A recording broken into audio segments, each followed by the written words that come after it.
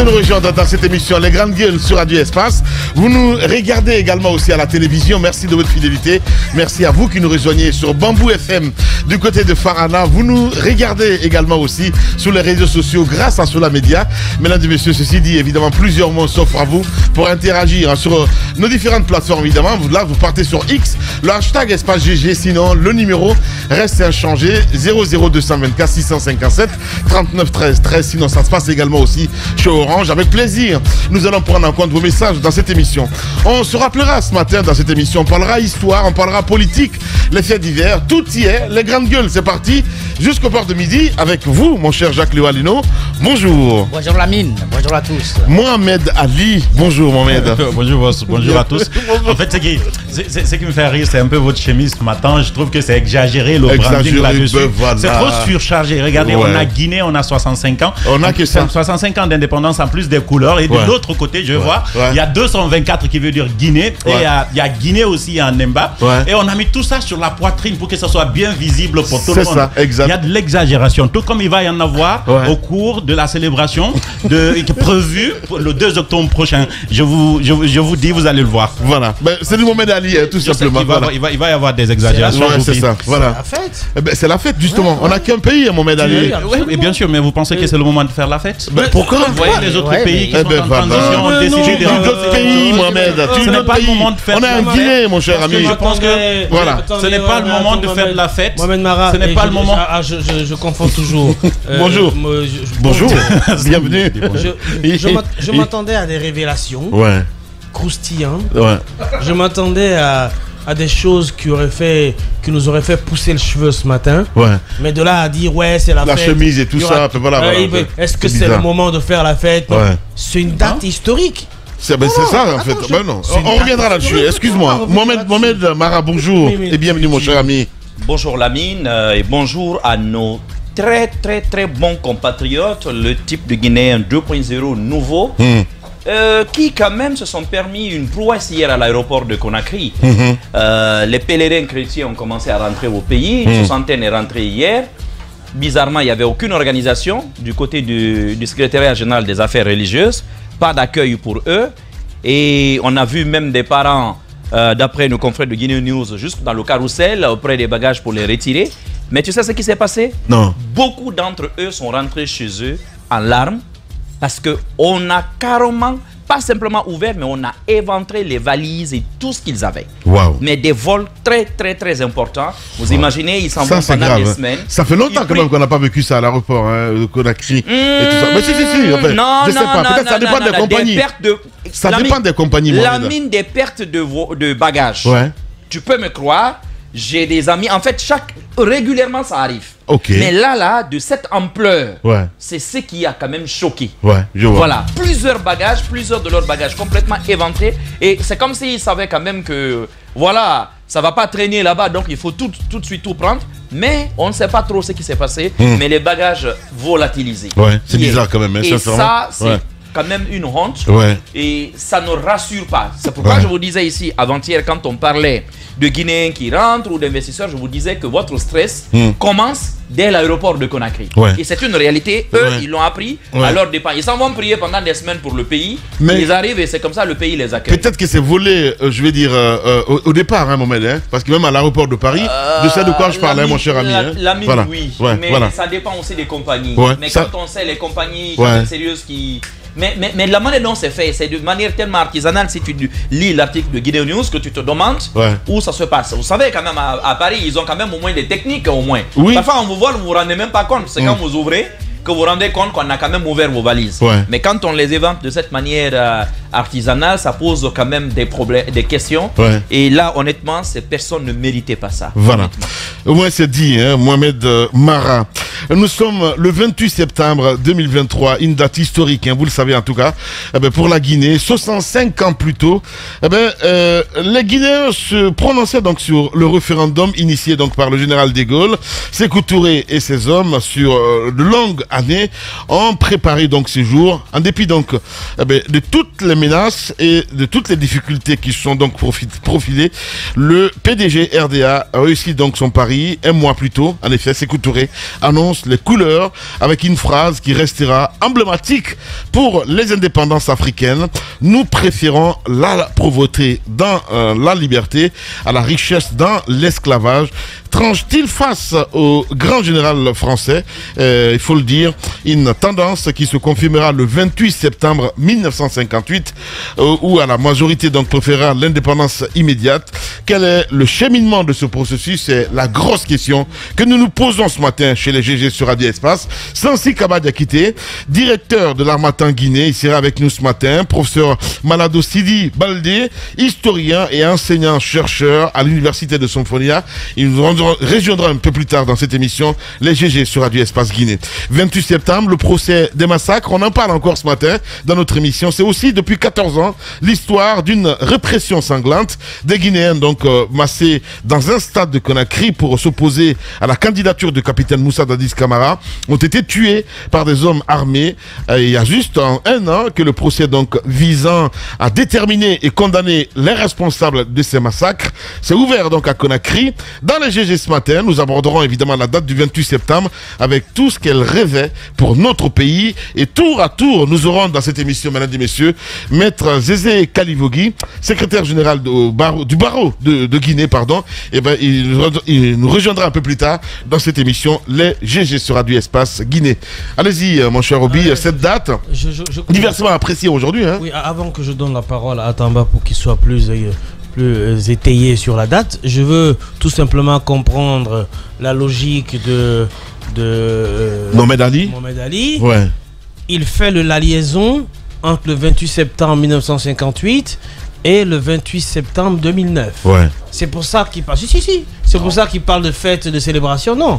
Je pense qu'il faut pas du tout. Peut-être que c'est le panier de la ménagère, c'est rien du tout. Peut-être qu'il fait référence un petit peu à la réalité d'aujourd'hui. Je suis en train de dire que nous prévoyons une grosse fête. Ouais. Je me demande c'est qu'on fête exactement. Mais c'est qui est tout à fait normal, Mohamed Ali. Non, c'est pas normal, là. Mais je suis désolé. Voilà. Tu n'es pas malien, tu es guinéen. Non, je suis pas malien, je suis même pas burkinabé. Je suis guinéen, mais je vis à peu près la même réalité. Je trouve que nous sommes en transition et qu'on a, au lieu de demander de l'argent à l'étranger, attendre 600 millions de dollars pour organiser des élections. Les grandes gueules. Pour en faire un argument, eh bien, on pourrait économiser sur tout ce qu'on est en train de préparer pour une fête nationale qui doit être fêtée. Mais on peut être sobre et on peut être modeste dans la célébration et surtout en période exceptionnelle, en période de transition. Et puis on peut fêter tranquillement, symboliquement, doucement. Ça montre les grandes gueules. Ça montre une volonté d'économie. Ça montre une volonté comment je vais dire ça? Ça montre la volonté de la gente en fait de faire de l'économie pour s'occuper des activités plus. Mais c'est quoi le lien, Mohamed? Sincèrement, ça a été toujours fêté. Sincèrement, quoi. Ça a été toujours fêté le 28 septembre. Je veux dire le 2 octobre. Oui. Voilà. Regardez, on commence à fêter le 28 septembre aujourd'hui. Oui. On va fêter jusqu'au 2 octobre. Oui. Chaque activité a des coûts. Vous êtes d'accord avec moi? Bien sûr. Puisque c'est lié au président de la République. Est-ce que vous savez combien on dépense pour ces activités? Non, mais c'est ça. Ça commence par. Ce n'est pas lié au président de la République. C'est lié au Guinéen, Mohamed Ali. C'est important. Je suis désolé. Le premier Guinéen, les grandes gueules. C'est lui qui est impliqué dans les activités qui se fait autour de lui. N'envoie pas tout aux politiques, Mohamed. N'envoie pas tout politique. Regardez le programme, c'est qu'il y a dedans. Ça commence par lui. C'est lui qui va se recueillir sur la tombe d'Ahmed Sékou Touré. C'est lui qui va aller sur d'autres activités. Je suis en train de dire que quand vous révèle le coût de l'organisation pendant ces jours-ci, 28 septembre, 29. Mais c'est ça aussi un État, mon cher Mohamed Ali. Non, mais en ce moment-là, c'est ça aussi un État normal. Mais non, pas du tout comme ça. C'est pas un État normal. On nous dit qu'on n'a pas d'argent. Moi, je suis dans des grandes gueules.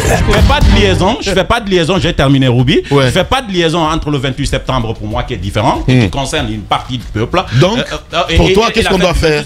Je pense qu'on peut fêter modestement. Aller à la mosquée, dans les églises, prier. Oui, si vous voulez, vous pouvez aller à la mosquée. Vous êtes déjà de toutes les façons, vous pouvez aller à la mosquée. Mais je suis en train de dire qu'on peut. Des grandes gueules. Et tiens, concernant les révélations, Ruby, tu peux en faire aussi, tu es journaliste. C'est-à-dire tu as dit que tu t'attendais à des révélations croustillantes. Allez. Tu peux en faire aussi. Bien. Allez, mon cher Tamba, bonjour. Bienvenue. S'il te plaît, bonjour. Bonjour Lamine. Voilà. Bonjour. Je voulais juste saluer. S'il te plaît. Bonjour Lamine. Comment ça va Tamba ce matin? Oui, ça va très bien habillé. Merci. Voilà. Et fier de toi, mon cher ami. Merci. Voilà. Ça, c'est le Guinéen. Voilà. Tu vois, Tamba est vraiment un Guinéen. En effet. Moi, je suis très fier de toi. Merci. Voilà. Merci beaucoup. Contrairement à Mohamed Ali, hein. Mais tu sais, là, du coup. Les grandes gueules. Comment? Je suis inquiet. Pourquoi? Là, tu me. Tu vois, tu es fier de moi. Oui, mais tu vois, tu es bien habillé. Et puis, voilà. C'est à cause de ça que tu. Entre autres, tu es intelligent. Et puis, voilà. Oui, je suis toujours bien habillé. Bien. Intelligent, tu as dit? Bon, c'est mon second nom. Les grandes gueules. Il est terrible, ce garçon-là. Allez, je peux aller. Il me le fait toujours à l'envers, en fait. Il n'y a pas de problème. Merci quand même. Je peux aller. Oui, tu peux aller, mon cher ami. Je ne vais pas être très long parce que la date est quand même historique. Ouais. Et on a d'éminentes personnalités dans notre couloir qui vont venir s'exprimer dessus. Et je crois que les collègues aussi ont assez à dire. Mais moi, sur quoi je voudrais me focaliser tout simplement, je voudrais quand même recéter la mémoire de Mohamed Ali. Oui. Pour lui dire que c'est une date historique, c'est de la souveraineté, ça se passe dans tous les pays à tous les moments. Exact. Il n'y a pas de catastrophe humaine, on n'est pas en guerre civile, on t'a pas dit qu'il y a de la famine à outrance et que le Guinéen ne gagne pas à manger. Je pense que cet événement-là mérite d'être célébré. C'est comme quand tu me disais, toi, tu es venu, tu travailles et puis l'anniversaire de ton enfant tombe en plein milieu du mois, tu n'as rien dans la poche et qui viennent te dire que je veux fêter mon anniversaire, mon frère, tu vas te tracasser pour que cet anniversaire-là se fête parce que tu as envie de faire plaisir à ton enfant. C'est comme ça. Donc c'est un peu une image que je donne. Parce que je ne fête pas ça. Deuxièmement, je suis en train de dire que nous sommes encore une fois en période de transition et qu'on n'a pas de fond. C'est toute ma question. Tu sais ce qu'on dit? Non, mais tu sais ce qu'on dit? La bêtise insiste toujours. Sincèrement. À un moment, ça commence à faire. À un moment, il faut arrêter là. Sincèrement. La bêtise insiste toujours. Je suis désolé, mais dans ce cas-là, ça n'a pas de sens. Non, mais si, je suis désolé. Regardez, si ça n'a pas de sens. Il n'y a pas de liaison. D'accord. Le bon sens. Attendez, Lamine, attendez. Attendez, si ça n'a pas de sens, regardez ce qu'on dit. On nous dit qu'on n'a pas d'argent pour organiser les élections. Vous êtes d'accord avec moi? Est-ce une bêtise? C'est pas moi qui l'ai dit, c'est le gouvernement. Bien. On nous dit que là, oui, mais je suis en train d'établir le lien. Vous ne comprenez pas, il faut que vous compreniez. Bien. Qu'on demande de l'argent à l'étranger. Pourquoi? Pour un retour à l'ordre constitutionnel. On dit qu'on en a. Maintenant, on va déposer des fonds pour faire une grosse fête. Parce que c'est une date historique, on est tous d'accord. Mais est-ce qu'on ne peut pas réduire les dépenses? Est-ce qu'on ne peut pas fêter symboliquement pour prendre ces fonds-là et investir dans le retour à l'ordre constitutionnel, puisque c'est une question essentielle? C'est tout ce que je pose comme question. Si vous trouvez que c'est une bêtise, d'accord. Voilà, au moins c'est dit. Les grandes gueules. Allez-y, mon cher Folklore. Voilà, allez-y, mon cher Tamba. Je pense que la bonne question sera certainement de questionner le coût.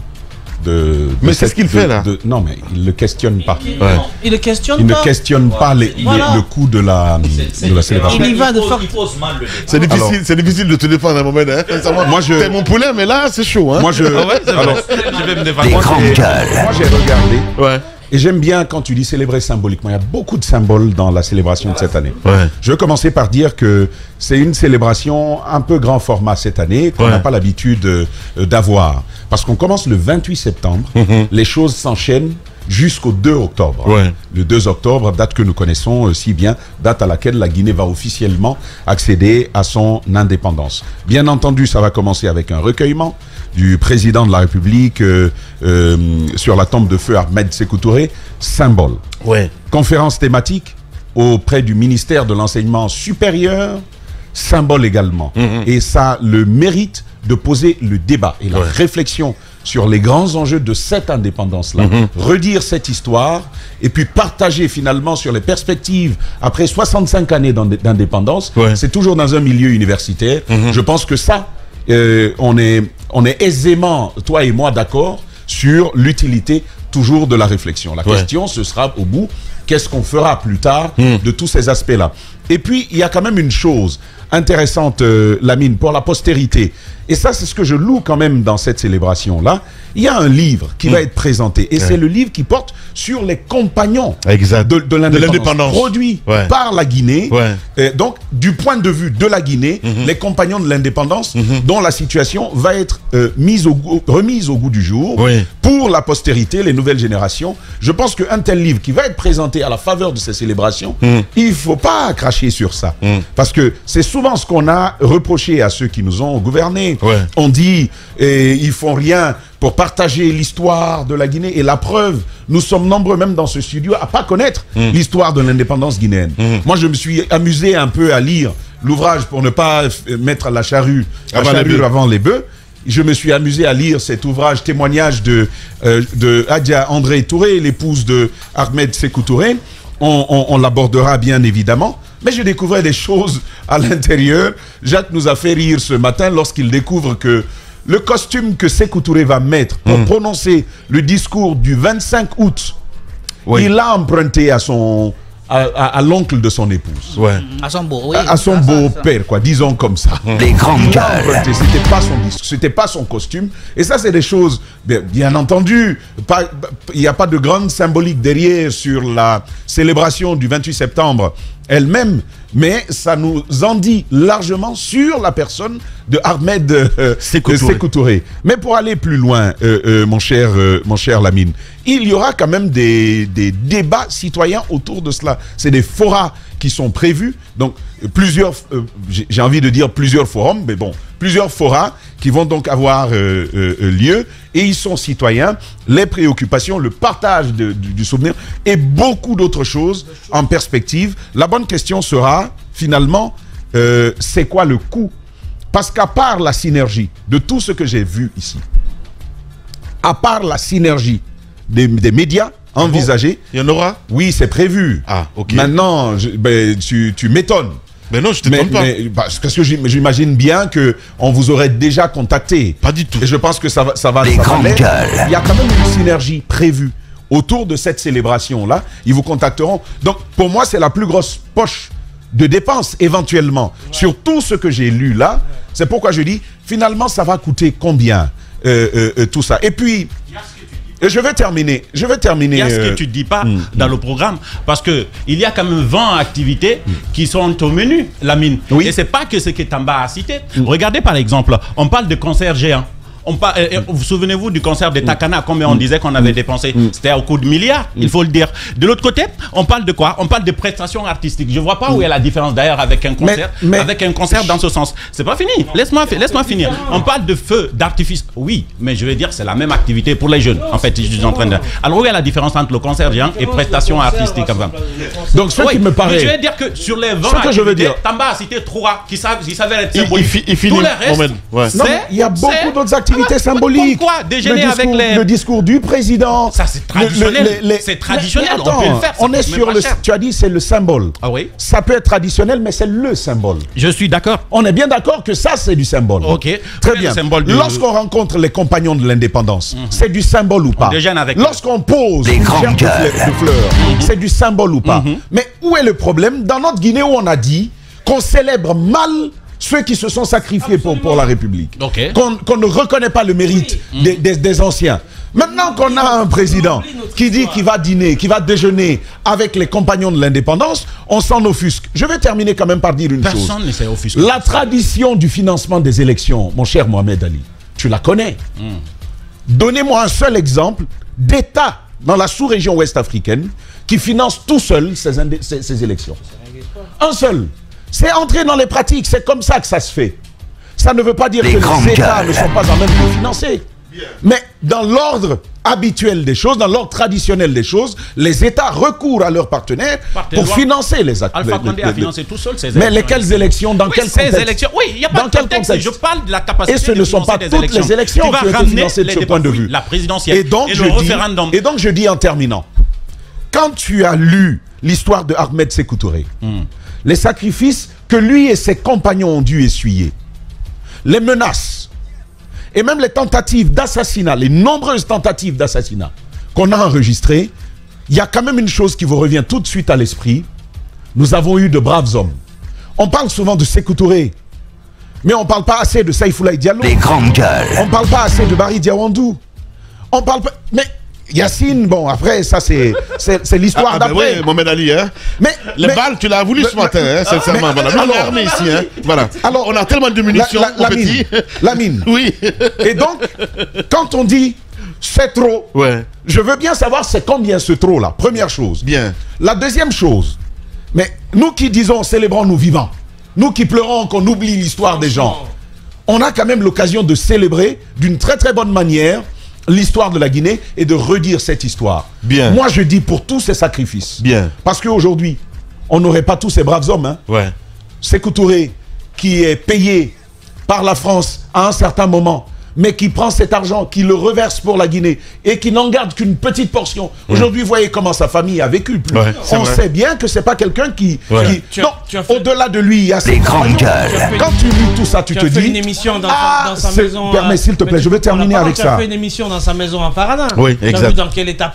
Laisse-moi terminer, s'il te plaît. Voilà. Et donc, quand tu as ce type de personnage dans votre histoire, vous devez célébrer ça et vous devez dire à la nouvelle génération, on est en mal parce que simplement des gens comme Sékou Touré, des gens comme Barry Diawandou, des gens comme Saïfoulaye Diallo, on n'en a malheureusement plus. Bien. C'est ce qui nous a amenés là où on est. Ils sont tous devenus des...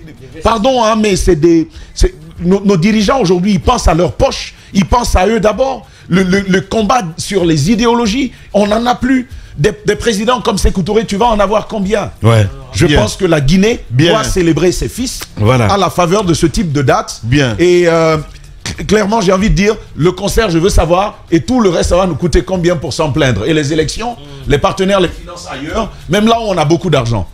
Et il ne faut pas faire ce procès à la Guinée, je pense. Voilà, allez, dans un instant, évidemment, nos invités vont nous rejoindre dans ce studio. Le savoir à l'heure sur Radio Espace dans les GG. Merci à vous qui nous rejoignez, mesdames et messieurs, sur cette antenne, évidemment. 28 septembre, on a dit, hein, nous sommes le 28 septembre 2023, Mohamed. Et qui mieux, hein, voilà, pour essayer, en tout cas, de replacer, de raconter l'histoire, j'ai envie de dire, Mohamed Mara. Qui mieux les historiens, d'ailleurs. Ouais, mais si tu me permets, je voudrais quand même faire quelques observations sur l'organisation, cette fois-ci, des festivités. Parce que j'entends bien festivités, et qui se déroulent d'ailleurs sur plusieurs jours. Je pense qu'on n'en a pas l'habitude en Guinée. On s'y prend très tôt cette année. J'ai souvent l'habitude de dire que pour moi, je vois tout le temps les gens se focaliser sur le 2 octobre, alors qu'on oublie qu'en réalité, tout s'est passé le 28 septembre. J'ai même envie de dire que tout s'est en réalité passé pratiquement le 25 août. Le 25 août. En réalité. Parce que c'est vraiment là que tout se joue entre le 25 août et le 28 septembre. Ça, c'est la première observation. Ma deuxième observation, je veux quand même rappeler que la Guinée est née d'une consultation populaire. On a convoqué les Guinéens au suffrage universel pour aller dire si oui ou non, nous voulons prendre notre indépendance. Lamine, ça, c'est le référendum organisé par le colon lui-même. Notre État est né d'une consultation populaire. J'aimerais bien qu'on continue encore de garder cet esprit. Je ne vais pas faire un débat là-dessus. Ma troisième observation porte sur l'identité même des partis politiques et, si tu veux, leur historique. Depuis la loi 4 en 1946, la naissance des partis politiques en Guinée, que ce soit l'Union Mandé, le doigt va nous en parler, l'amicale Gilbert Veillard, je crois, à Mamou, l'Union de la Basse-Guinée, et tout ça, vous verrez que les partis politiques étaient déjà calqués sur les régions à l'époque. Quel enseignement on devrait en tirer? Est-ce que ce dont nous nous plaignons aujourd'hui, du profil de nos partis politiques, est-ce que le problème n'est pas déjà né déjà à la fin des années 40 et au début des années 50? Quelle réflexion il faut en faire? Et le dernier point que j'aimerais quand même soulever, c'est la question du panafricanisme.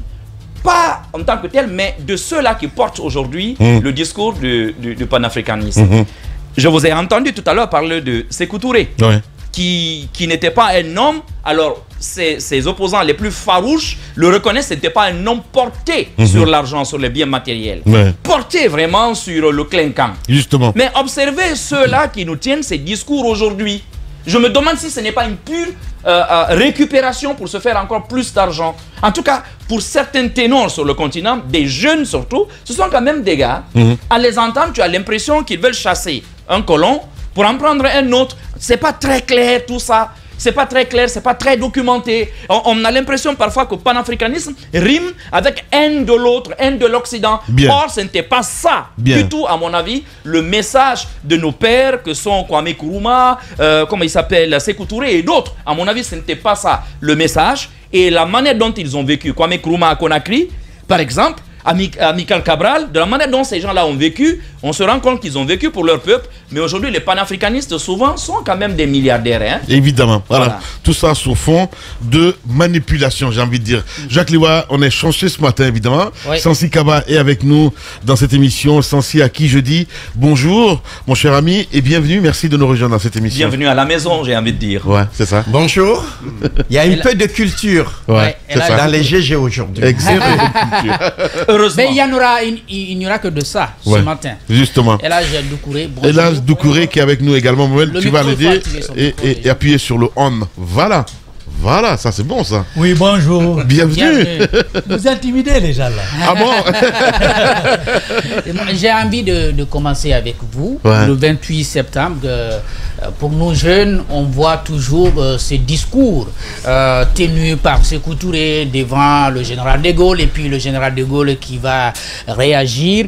Après, dans les manuels d'histoire, on nous dit c'est le point de départ. Et là, tout le monde est sûr qu'on va à l'indépendance parce que la France elle-même accepte qu'on y accède finalement.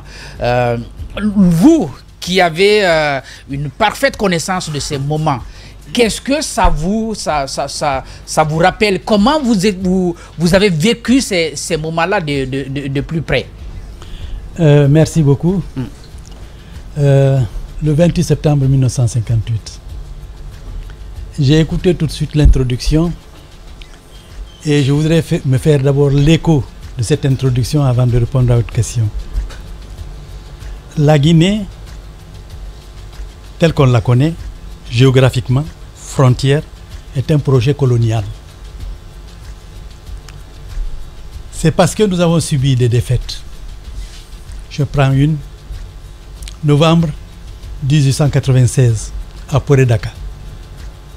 L'Almami Bokarbiro tombait. Ensuite, il y a eu Guélémou, l'Almami Samori Touré. C'est ce qui a amené l'emprise coloniale à créer une entité et à mettre les Africains les plus turbulents dans cet espace-là, qu'on a appelé les Guinéens. Nos aînés ne se sont jamais reconnus entièrement ou intégralement ou uniquement comme Guinéens. Nous sommes toujours reconnus comme Africains. C'est parce que notre colonie s'est retrouvée dans un ensemble plus vaste qu'on a appelé l'Afrique occidentale française que la lutte qui a été menée dans notre pays s'inscrit dans la lutte de tous ces territoires-là qui ont lutté contre la colonisation.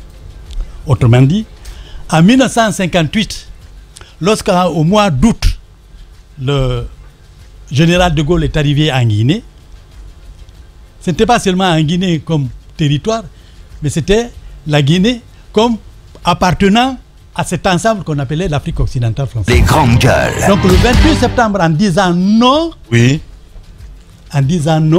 c'était au nom de tous ces territoires, de toutes ces colonies. J'avais 12 ans. Ah ouais? J'étais élève de 6e année. Je me préparais pour venir au lycée technique de Conakry. J'ai été donc de ceux qui ont écouté et qui ont entendu. Le 28 septembre palpite en chacun d'entre nous. Même en ceux qui n'ont pas vécu cette époque-là. Vous les Guinéens, vous les Africains de Guinée que j'ai en face de vous. Vous de l'époque, c'était un véritable enthousiasme. On avait envie d'y aller. C'était d'abord le 25 août, lorsqu'il y a eu cette rencontre entre le leader de la Guinée et ensuite le leader de la France. C'était un volcan qui gisait dans les poitrines des Guinéens. Aller à ce référendum et dire non à la colonisation, mais oui à l'indépendance, oui à l'interdépendance. Alors, vous avez dit tout à l'heure dans l'histoire que ce que nous avons aujourd'hui, c'est un projet colonial. Il y avait des royaumes, il y avait des empires. En tout cas, chacun était quelque part et voudrait protéger son territoire. Face à la puissance française, ils n'ont pas pu, les Samori, les Bokar, les Alpha Yaya, les Zébéla du côté du sud. Comment finalement on va parvenir si vous voulez, après les années de colonisation, à mettre tout le monde d'accord sur le projet d'indépendance. Cette fois-ci, pas de façon distincte, pas ceux qui sont de la Haute-Guinée vont dire, bon, nous voulons pour nous, ou bien, mais on se met ensemble pour dire, il faut que ce soit finalement notre territoire. Comment ça s'est joué? D'abord, 1946, Bamako, la création du RDA. Lorsque le RDA a été créé, il y a eu la section guinéenne du RDA, que l'on a appelé Parti démocratique de Guinée, BAR RDA. Donc, toute la lutte qui a été menée chez nous à l'époque, et qui se mène encore chez nous, s'inscrit dans un ensemble plus vaste. N'oubliez pas, on parle aujourd'hui de panafricanisme. Et lorsqu'on parle de panafricanisme, les gens disent, d'où venons-nous? Où sommes-nous? Où allons-nous? Donc en 1946, lorsque le RDA a été créé, ici en Guinée, le territoire qui avait été créé par la France, il y avait les grandes gueules. Guinée forestière, Haute-Guinée, Basse-Guinée et Moyenne-Guinée. Les partis politiques ont été créés sur cette base. Mais avec la création du RDA, le Parti démocratique de Guinée est arrivé à unir les gens autour de l'idée de reconquérir notre pays, de reconquérir notre identité, d'accepter d'être des Africains de Guinée et de lutter pour que l'exploitation de l'homme par l'homme finisse en Guinée. Je ne sais pas si j'ai répondu à votre question. Alors, moi j'ai une préoccupation. Okay. J'ai une préoccupation sur les options du référendum proposé. Je crois savoir que la première option guinéenne n'était pas un non. C'est comme si on s'était progressivement radicalisé jusqu'à finalement décider de dire non au général de Gaulle tout simplement. L'option initiale, un oui à la communauté, avec la possibilité dans l'avenir éventuellement de prendre son indépendance, d'accéder à son indépendance. Ce que le général de Gaulle n'a pas accepté. Ce que des gens comme Houphouët-Boigny, Léopold Sédar Senghor n'ont pas accepté. Au-delà de tout cela, pas mal de tractations. Ce qui m'intéresse en posant cette question, c'est le processus. Comment, que savez-vous de ce processus-là, de ces discussions-là, de, si vous voulez, de ces bras de fer entre la position guinéenne largement partagée en Afrique et celle de Houphouët-Boigny, celle de Léopold Sédar Senghor, qui rejoignait plutôt celle de la France? Donc, si vous permettez, je pense que je vais introduire la partie littéraire. C'est extrêmement important parce que moi, je parle en livre et je vais vous parler de chiffres après pour régulariser tout ça. Je suis venu avec quelques documents. L'indépendance de la Guinée en 1958, chronologie et commentaires, date par date, comment ça s'est passé, du 1er janvier 1958 jusqu'à la fin du mois, fin d'année en 1958, tout est expliqué, jusqu'à arriver au 28 septembre. Et je pense qu'aujourd'hui, on s'était dit qu'on allait parler du 28 septembre. Du 28 septembre, les grands moments de cette date. Ça, c'est la première des choses. Je suis venu aussi avec un autre document. C'est le tome 1 des séries. C'est Expérience guinéenne et unité africaine. Toute l'histoire est défilée là-dedans et décrite. Je pense, ce livre a été d'abord publié par Présence africaine. C'est du président Ahmed Sékou Touré. J'inviterai les Guinéens à lire. Et j'ai entendu quelque chose tout de suite. Je voudrais commencer par ça. Parce que le nom de la Guinée, c'était éviter la guerre. C'était extrêmement important. Et je pense que ce nom a été fondateur en Afrique. Si la Guinée n'avait pas dit non en 1958, beaucoup de choses allaient encore se passer sur le continent. Vous savez, en Afrique du Nord, ce qui s'est passé, il y a eu beaucoup de guerres. En Algérie. Beaucoup de pertes en vie humaine. C'est ce qu'on a évité aux autres parties de l'Afrique, que ce soit l'Afrique occidentale française et l'Afrique équatoriale française. Les grandes gueules. Donc le 28 septembre est fondateur. je voudrais vous dire quelque chose. Alors, si vous permettez, monsieur Kaba, monsieur Diakité. Si vous permettez, laissez-moi introduire... Je vais vous laisser continuer. Comprenez juste notre démarche. On va parler du 28 septembre, mais il y a un avant.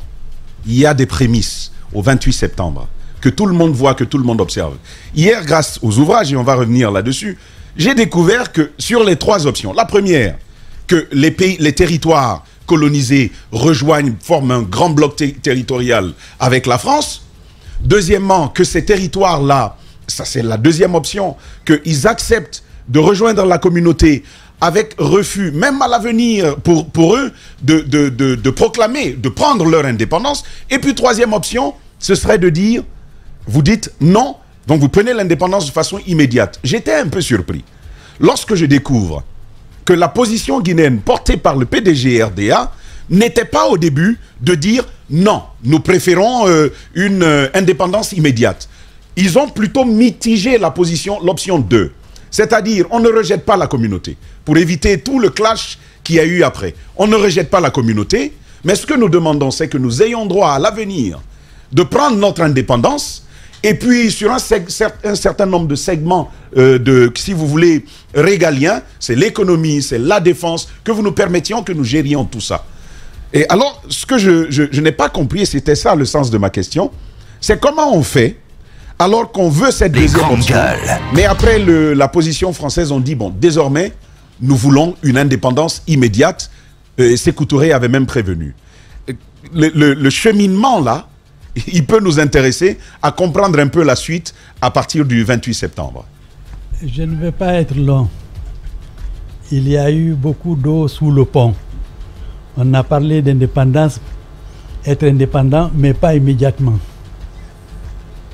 Cette option vraiment était une option absolument fermée. M. Kaba a voulu rappeler une chose et je le rejoins. C'est le contexte dans lequel ce référendum-là a eu lieu. Je rappelle d'abord l'Indochine, le Vietnam et la victoire des Vietnamiens. Et ensuite, il y a l'Algérie qui est rentrée en guerre en 1954. Donc du côté des Français, il y avait des préoccupations. La Guinée s'est particularisée par le fait que c'était un faisceau d'organisations qui était en Guinée. C'est le syndicat qui a constitué l'épine dorsale de la lutte. C'est la CGT et le président Ahmed Sékou Touré. Je ne remonte pas, excusez-moi, je ne vais pas aller très loin, mais je vais simplement rappeler que déjà en 1946, il avait dit que, attention, il y a une question d'intérêt qui se pose. Est-ce que les intérêts de la métropole et les intérêts de la colonie sont convergents? Il a répondu à la question en disant non. Est-ce que dans cette réflexion, il avait inclus le côté multipartisme et démocratique des États colons, parce que ça se lit bien dans son document? Exact. Est-ce qu'il avait vu déjà venir que ce modèle pourrait être un modèle problématique pour les pays africains à l'époque? Je dois être honnête que d'après l'impression que j'ai, on ne peut pas répondre frontalement à votre question. Ce qui le préoccupait à cette époque, c'était de savoir jusqu'où l'affiliation aux syndicats et aux partis politiques en France pouvait conduire les colonies à l'indépendance. Et sa réponse, c'est que il a posé la question en termes d'intérêt. Est-ce que les intérêts sont convergents? Il a répondu non. Et il y a eu ce que l'on appelle la phase de la désaffiliation.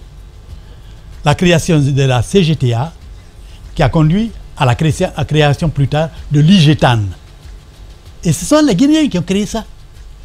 C'est Sékou Touré qui l'a créé avec le Sénégal et le Mali. D'accord.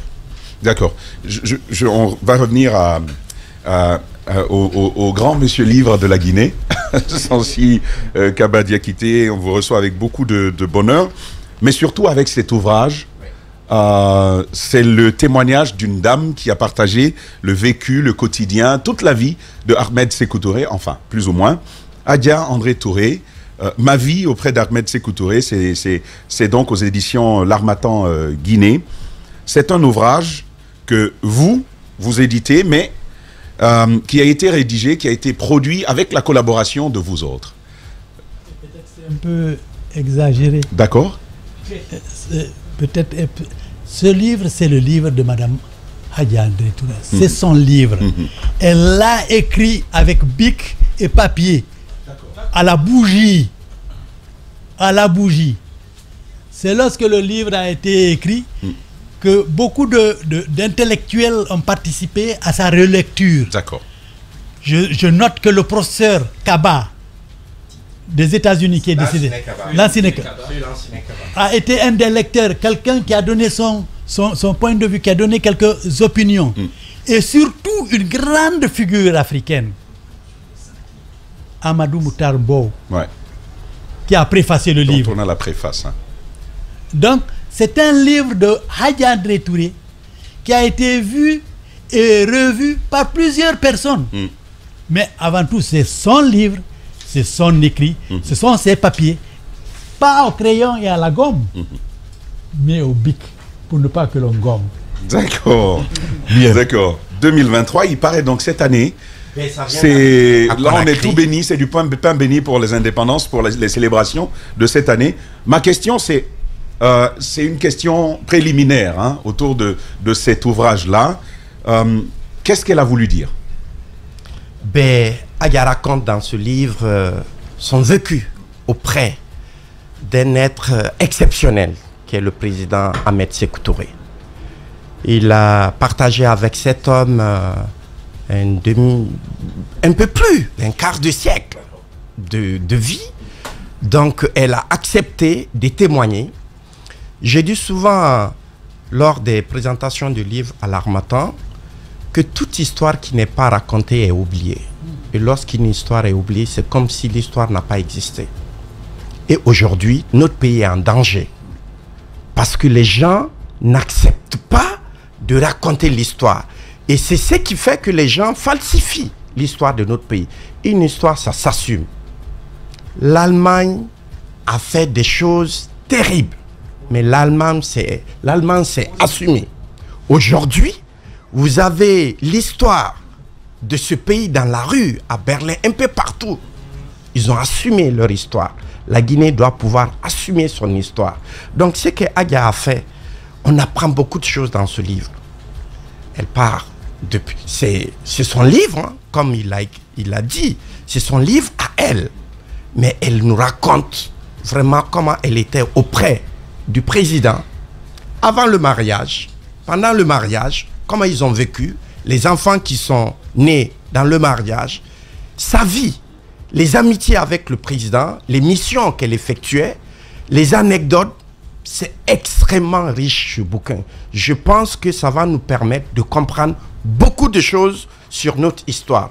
Et il y a beaucoup de chiffres qui sont dans ce bouquin concernant le 28 septembre. Je suis venu avec une petite citation. La carence aujourd'hui de l'enseignement de l'histoire dans nos écoles est devenue un danger, comme je vous ai dit tout de suite. Un peuple qui perd sa mémoire, perd son identité. C'est ce qui se passe dans notre pays aujourd'hui. Les enfants ne se reconnaissent pas dans les anciens. Il n'y a plus de modèles. Parce qu'on a voulu détruire tout. C'est pas possible.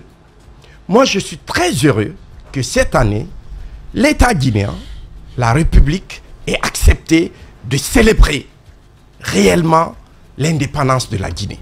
Et comme vous l'avez souligné, ça doit être avant, pendant et après, pour qu'on puisse comprendre l'histoire. Il y a des conférences, des tables rondes.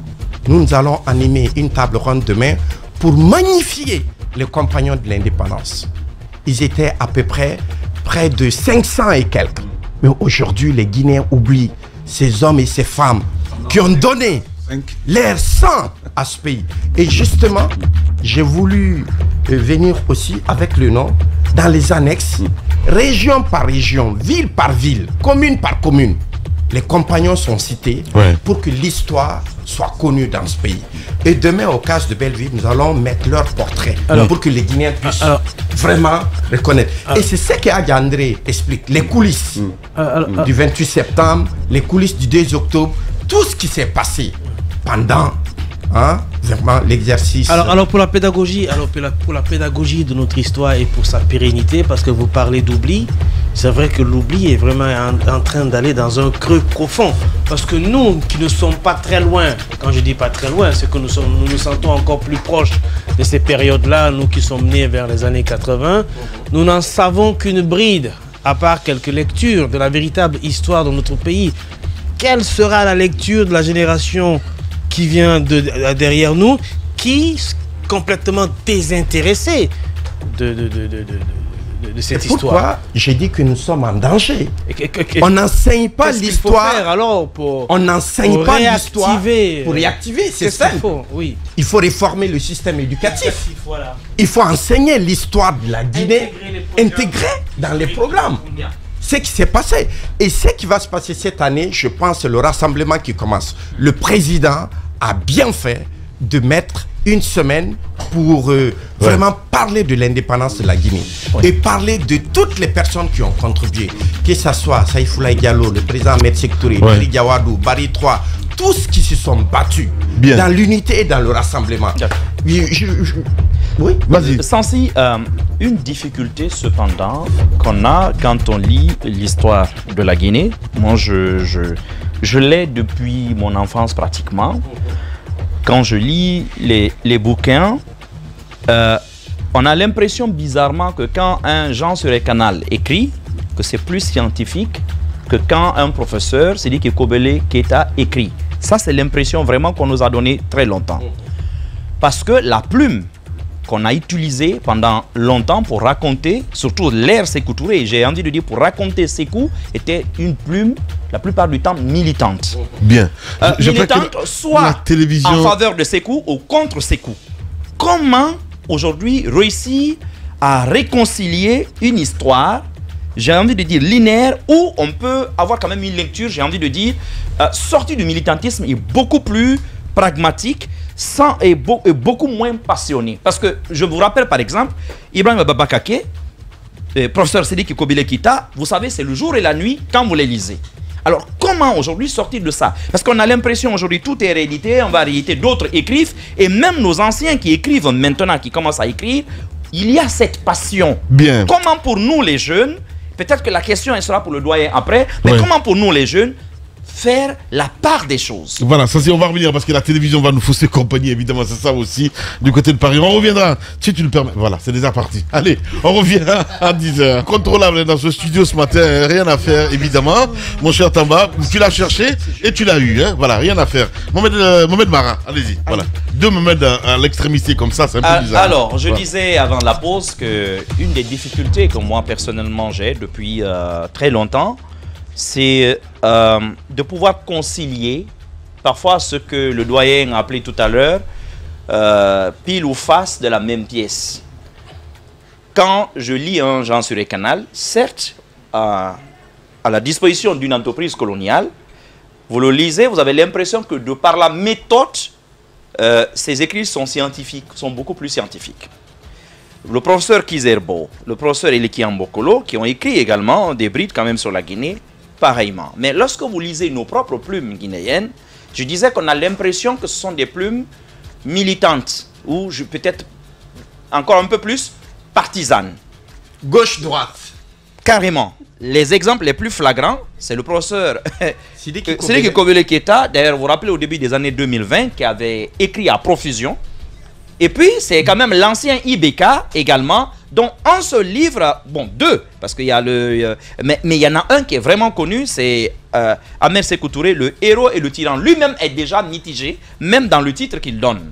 Alors, comment concilier les deux pour un jeune lecteur qui n'apprend de l'histoire que par ce qu'il voit dans les bouquins? On écrit beaucoup aujourd'hui, on commence à écrire. Mais même de ce qu'on lit, honnêtement, il y a beaucoup de passion. Finalement, est-ce que la rigueur dans la démarche chez nos écrivains est-elle scientifique ou bien partisane?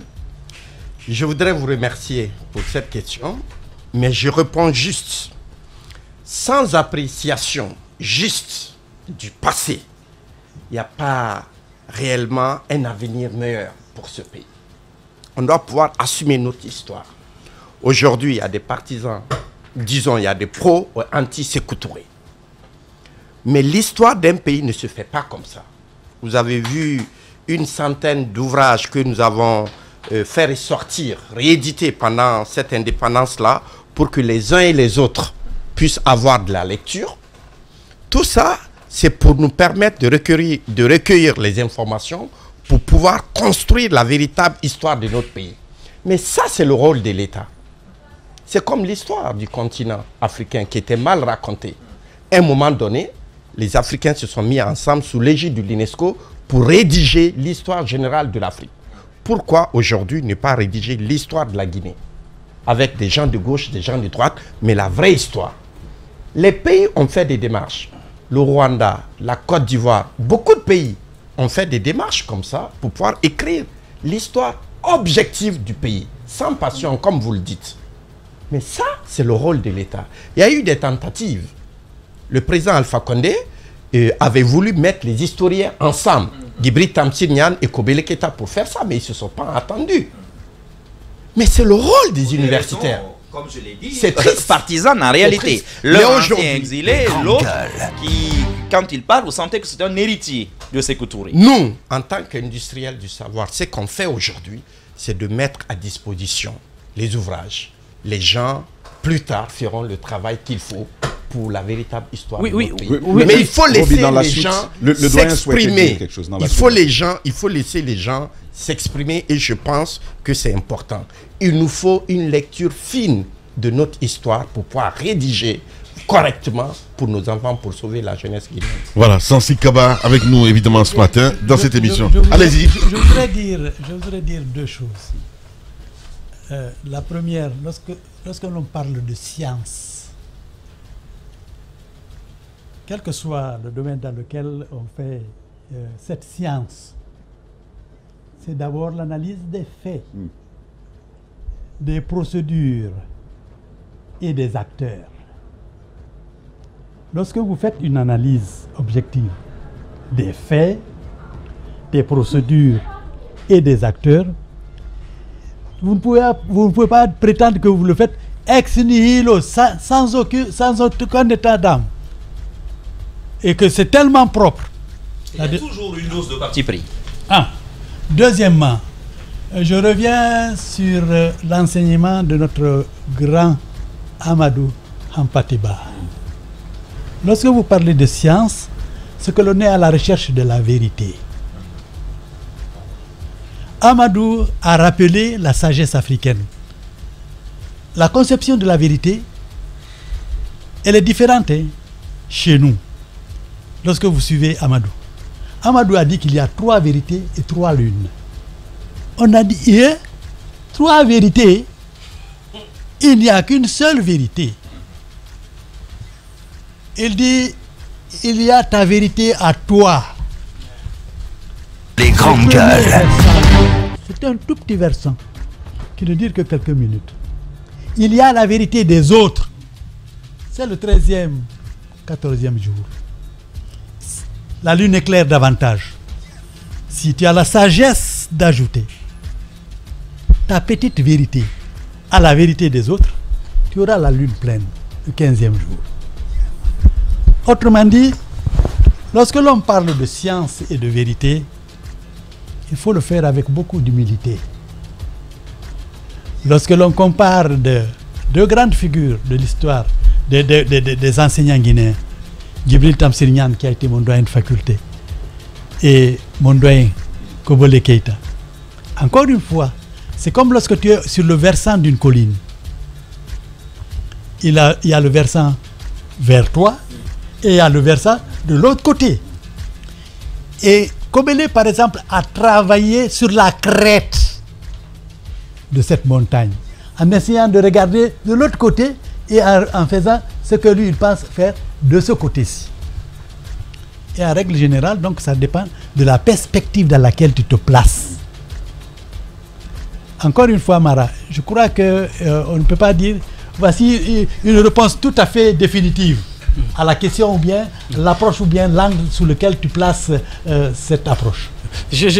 Permettez-moi d'être un peu contemporain dans nos échanges, Sansi, parce que j'ai l'impression d'assister un peu aux mêmes scènes que sous la Première République, on a eu des républiques qui se sont suivies avec des événements soit tragiques, soit heureux pour notre pays, et des grands hommes qui peuvent les raconter même maintenant, mais qui se les refusent pour le faire, d'autres pour des questions de pudeur, d'autres pour des questions politiques, d'autres pour des questions personnelles.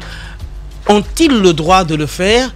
Est-ce que l'histoire de hier aussi peut pas contribuer un peu en matière de comparaison à édifier beaucoup plus davantage l'intelligence de la jeunesse à venir? Pour moi, ils n'ont pas raison. Voilà.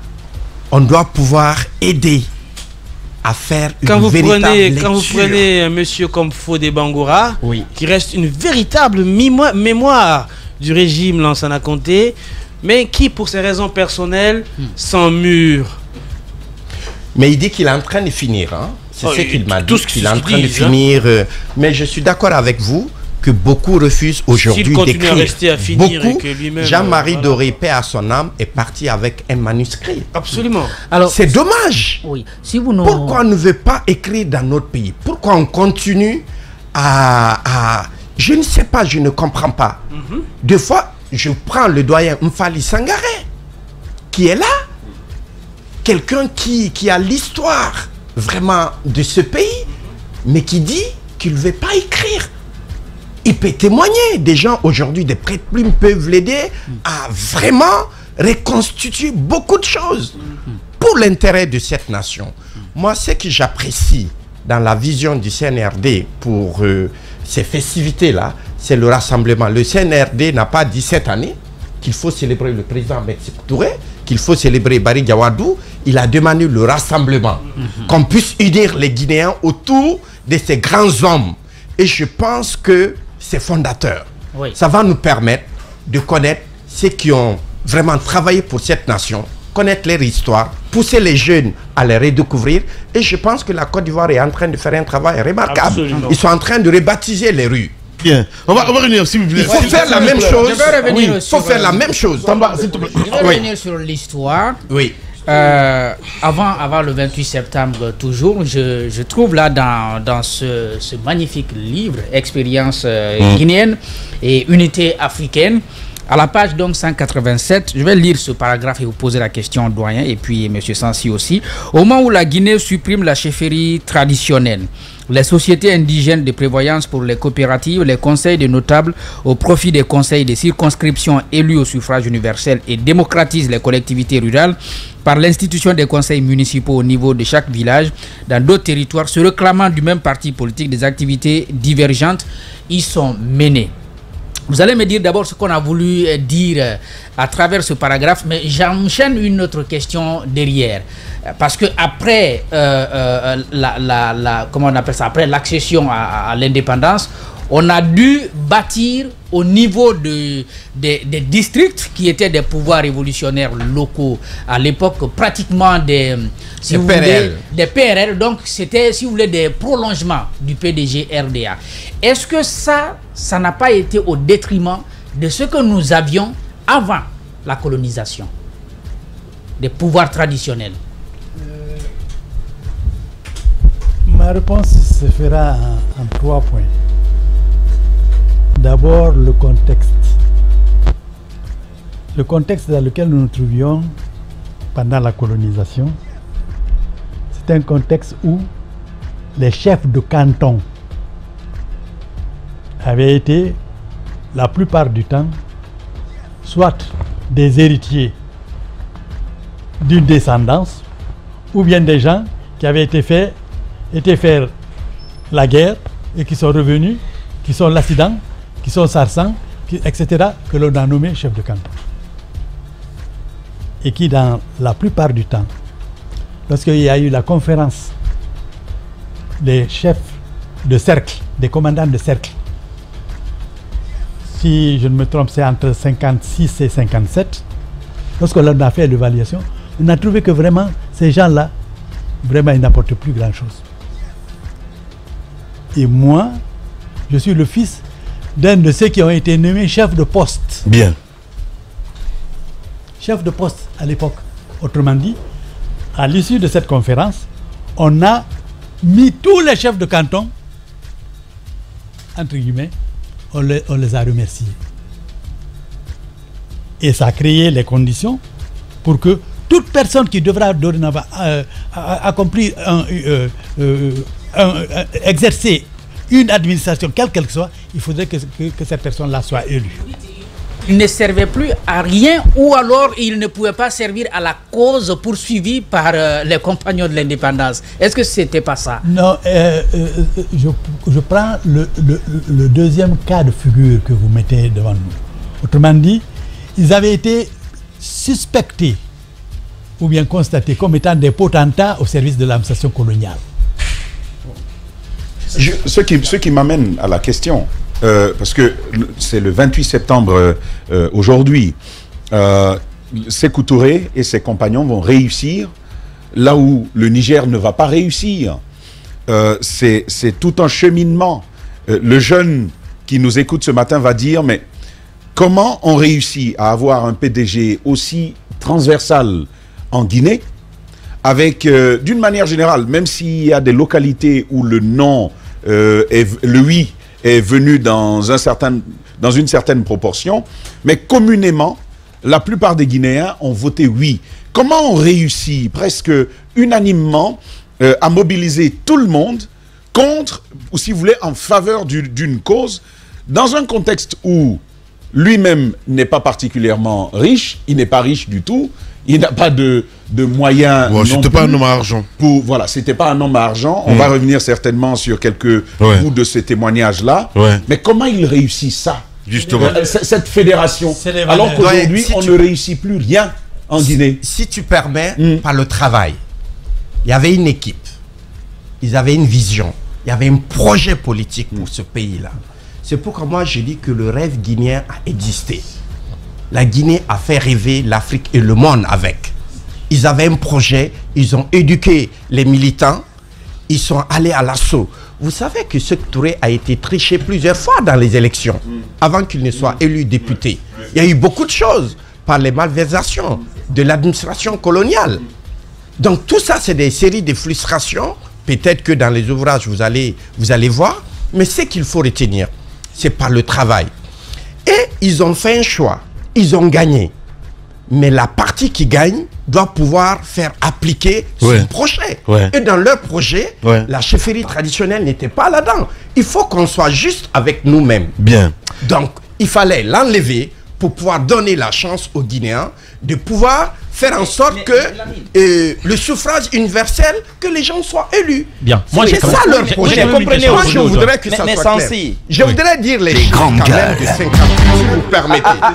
Samba, sur cette question, s'il te plaît. N'allons pas à une autre question. Sur cette question, parce qu'elle est très importante pour moi. Mais il a des l'une des conséquences, oui, mais l'une des conséquences, justement, de cette politisation, j'ai envie de dire jusqu'au niveau cellulaire, nous en avons les conséquences aujourd'hui. À mon avis, encore en Guinée, on a une sorte d'héritage de cela aujourd'hui en Guinée. Je vous donne un exemple tout bête. Vous créez un média en Guinée. Si vous voulez être un média thématique, culture ou sport, vous savez pertinemment que vous venez vous adresser à une frange minime de la population guinéenne. Mais si vous voulez tout de suite que tout le monde parle de vous, venez avec des émissions politiques phares. Si. Non, mais c'est une réalité. Non, je vous parle de ce que nous, hommes de médias, nous vivons au quotidien. Lamine, est-ce que les émissions politiques sont au même niveau de succès que les émissions par exemple musicales? Mais ça apporte quoi à ce pays? Mais justement, est-ce que l'origine, c'est là pour moi l'intérêt de la question de Jacques sur notre quotidien aujourd'hui. Est-ce que c'est pas là l'origine justement? Non. Cette politisation à outrance où les PRL sont installés jusque dans les villages, où finalement tout citoyen fait de la politique. Aujourd'hui, est-ce que notre problème essentiellement ne vient pas de là? Non. Si tu ne fais pas la politique va te faire. Mais pourtant, vous vous plaignez du fait qu'en Guinée, tout le monde est politisé à outrance aujourd'hui. C'est une réalité dans notre pays. Moi, ce que je loue par ailleurs, on peut parler de politisation, ça va de soi. Mais ce que je loue dans cette démarche, c'est la représentativité. Nous sommes d'accord. De tous ceux qui vont incarner une portion de responsabilité. Et ça, c'est vraiment à mettre à l'actif de ce changement. Nous sommes d'accord. Sauf que toi, en le faisant, tu te places dans une sorte, dans le paradigme en fait des collectivités territoriales. En effet, un peu aujourd'hui. en effet. Sauf que ce n'était pas le cas. Oui, mais Ce n'était pas le cas, justement. En réalité, c'était une déconcentration. Et tu parles là d'un climat dans lequel on avait un parti unique dans le pays. Voilà l'intérêt, à mon avis, de la question de Jacques sur notre quotidien aujourd'hui. Est-ce que ce que nous vivons aujourd'hui, parce qu'on a parfois l'impression que ça vient d'arriver depuis 15 ans, mais est-ce que l'origine, c'est pas là? Cette politisation à outrance de nos sociétés, où le neveu dénonçait l'oncle, parfois, où la tante dénonçait le petit-fils, et ainsi de suite. Est-ce que c'est pas là le mal? Est-ce que c'est pas là que ça commence? Vous allez certainement réagir à la question de Mohamed Mara, mais vous voyez ce qui m'a frappé. Aujourd'hui, en Guinée, on ne s'entend sur rien. Il n'y a aucun leader qui fasse l'unanimité partout, en même temps. Il n'y a pas de cause partagée. J'ai même envie de dire, est-ce qu'aujourd'hui la Guinée est-elle véritablement une nation avec une ambition d'existence pour tout le monde? Cette ambition collective, ça nous manque aujourd'hui. Regardez la transition. Tout le monde est d'accord que sous le régime précédent, on allait à la dérive. Il y a une transition. On a dit l'eau, ça ne fonctionne pas, l'électricité, ça ne fonctionne pas. Mais ce qui va nous préoccuper d'abord, organise les élections et va-t'en. Abandonne tes beaux discours. Il y a même un dans ce studio qui ne veut pas de célébration sur une semaine. Et donc, je me dis, comment lui, il a réussi? C'était quoi son discours? Au-delà du travail, parce qu'il y a des gens qui travaillent. Il y a des efforts. Mais c'était quoi son discours? Qu'avait-il qui a été partagé par tous les Guinéens au point où, malgré de grandes nations, parce qu'à l'époque, la Côte d'Ivoire, et comme toujours, c'était la puissance, c'était la locomotive économique de la sous-région. Pas encore. Je parle bien de l'époque, c'était bien le cas. Et donc, vous avez ce grand monsieur Houphouët-Boigny, en tout cas dans le symbole, mais vous avez ce grand cerveau Léopold Sédar Senghor, qui a quand même avec lui pas mal de fonctionnaires qui vont même plus tard venir aider la Guinée. Je me pose la question, comment fait-on pour tenir tête à autant de grosses tendances qui ne nous sont pas favorables? Je pense qu'en plus du travail dont il a parlé, de l'existence d'une équipe, il y a les valeurs, l'idéal pour lequel on se bat.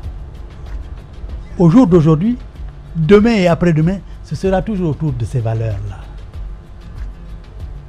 C'est tellement facile pour un paysan qui n'a pas été à l'école de comprendre qu'il ne soit plus exploité,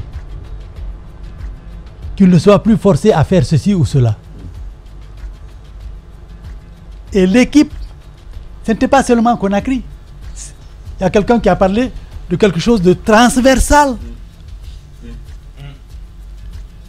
Je veux parler d'une chose, d'une expérience qui m'est très proche, celle de Mamou. Et aujourd'hui, c'est une occasion pour moi de souhaiter la bonne fête à tout le monde, en particulier à mes cousins de Mamou. Mamou, c'était le siège de l'Almami Ibrahima Soridara. Une grande figure à respecter.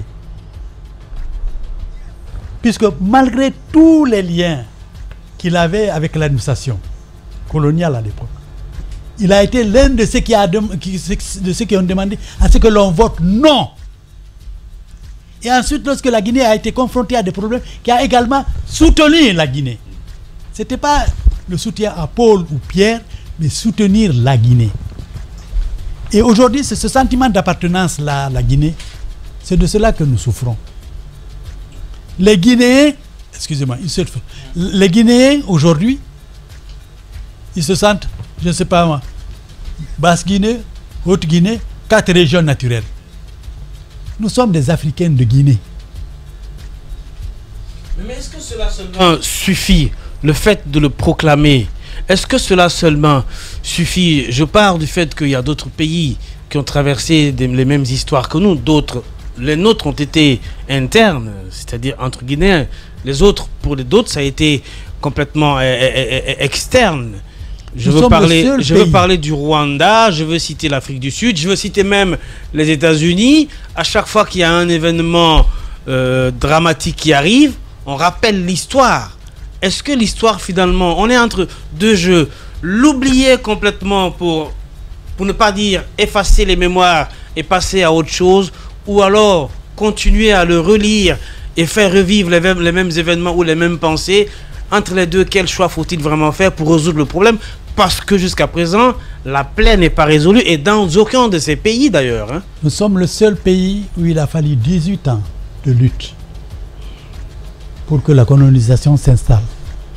Nous sommes le seul pays en Afrique occidentale qui pendant 26 ans a exercé notre souveraineté pleine et entière. Nous ne sommes pas un îlot. D'où la question de Tamba. Voilà. Qu'avait-il de si particulier, Sékou Touré? C'est pas Sékou seul, c'est Sékou et les Guinéens de cette époque-là. D'accord. Les Guinéens de cette époque-là qui ont dit que voilà notre idéal. La convergence d'idées. Et d'ailleurs, Mohamed Ali, si tu permets, le premier gouvernement de Guinée, c'était un gouvernement d'union nationale. Ça, c'est extrêmement important. Sékou a voulu mettre tout le monde là-dedans pour construire une Guinée meilleure. Je suis d'accord qu'ils ne se sont pas compris. Il y a eu des choses, des coups bas. Il y a eu beaucoup de choses, mais c'est notre histoire. Maintenant, assumons notre histoire et préparons les Guinéens à de meilleurs lendemains. Moi, c'est ce que je ressens en célébrant cette fête de l'indépendance du 28 septembre au 3 octobre. Rappeler les grands faits de d'autres nations, les gens qui ont y contribué, faire des sacrifices, faire en sorte que les Guinéens puissent être fiers d'être Guinéens. C'est ce sentiment patriotique là aujourd'hui qui nous manque. Les gens ne se sentent pas Guinéens parce que rien n'est fait. Et vous parliez de chiffres. Rien n'est fait. Moi, je voulais poser une question au doyen Doucouré. En fait, il y a quand même quelque chose qu'on peut reprocher à Sékou Touré, en tout cas qu'on ne comprend pas. Peut-être vous allez nous aider à comprendre. On sait qu'après 1958, bien sûr, le nom de la Guinée à De Gaulle, c'était la rupture, donc a suivi la rupture, la France a quitté, les Français ont quitté avec tout. J'ai lu avec Cabinet Kaba, professeur Cabinet, le nom de la Guinée à De Gaulle, tout ce qui est arrivé, Lanciné, excusez-moi, je l'appelle, Lanciné Kaba, le nom de la Guinée à De Gaulle, j'ai lu énormément les conséquences de cette rupture, notamment sur la Guinée. Mais après, on a continué à garder, par exemple, la langue française comme étant la langue officielle et la langue de travail. On a calqué, si vous voulez, moi je l'appelle comme ça, notre première constitution, celle de la France, la constitution du 10 novembre, nos lois, notamment le code pénal et tout ce qui arrive, je vais dire toutes les premières réformes, on a calqué notre république sur celle française, même après la rupture. Est-ce que le nom a été assumé par Sékou Touré et les Guinéens de l'époque jusqu'au bout? Mohamed Ali, doyen, je vais répondre directement. Le nom de la Guinée en 1958 était un nom à la dépendance. Mais cela ne signifie pas non à la France. Les Guinéens n'ont jamais dit qu'ils ne veulent pas de Français, qu'ils ne veulent pas vraiment collaborer avec la France. C'était deux extrêmes. Le président Ahmed Sékou Touré et le général De Gaulle. De Gaulle, qu'est-ce qu'il a apporté à la France? La liberté. Qu'est-ce que le président Ahmed Sékou voulait pour la Guinée et pour le continent? C'était la liberté. C'est extrêmement important. Oui, ça peut être perçu comme ça. Sauf que pour la population, c'était un non à la France. Non, c'était pas un non à la France. Même l'accession de la Guinée aux Nations Unies, on sait que la France était a voulu faire ça. Il est parti avec nous. Il a voulu fomenter beaucoup de choses contre la Guinée. C'est ce qui a rendu le président Sékou vraiment ce qu'il a été. Et c'est dommage. Moi, je voudrais que les Guinéens fassent une véritable lecture. Qu'est-ce qui s'est passé après le non? Le non, la Guinée pensait, parce qu'il y a eu beaucoup de tentatives pour réconcilier la Guinée. Le président Ahmed Sékou Touré voulait même que c'est la France qui accompagne la Guinée pour être reconnue aux Nations Unies. Alors, est-ce qu'on pouvait pas faire... dit non. Est-ce qu'on ne pouvait pas faire autrement? Et ça, encore une fois, c'est pour le doyen. Est-ce qu'on ne pouvait pas faire, au nom de la révolution, donc de la... je ne parlerai pas de refondation puisque c'est la mode. Au nom de la révolution, faire autrement, construire notre propre système, peut-être venu d'ici et là, mais quand même un système appartenant proprement à la Guinée, sans pour autant se fier à celui français. D'abord, je pense qu'il y a une toute petite erreur à évoquer et à corriger.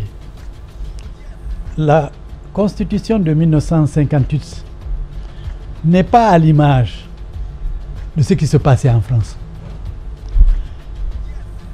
Les partis politiques jusqu'en 1958 en France étaient reconnus comme étant, si vous voulez, les partis qui devaient conduire la politique en France. Or, nous avons accédé à l'indépendance avec les partis politiques qui ont accepté de faire union. Autrement dit, dans la Constitution de 1950, vous ne verrez pas là-bas une expression du pouvoir ou de l'exercice du pouvoir par les partis politiques. Non, attendez, ça c'est un.